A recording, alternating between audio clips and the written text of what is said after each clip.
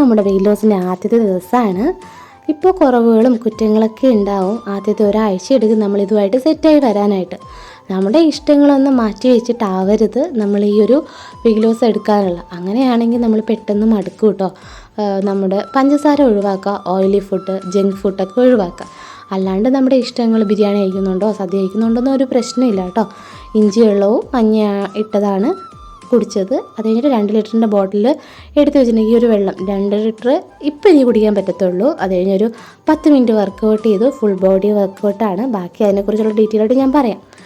ഒരു കല്യാണം ഉള്ളത് കൊണ്ട് തന്നെ ഞാൻ ബ്രേക്ക്ഫാസ്റ്റ് സ്കിപ്പ് ചെയ്തു കേട്ടോ. സദ്യ കഴിച്ചു, എന്നിട്ട് രാത്രി പൈനാപ്പിൾ കഴിച്ചു.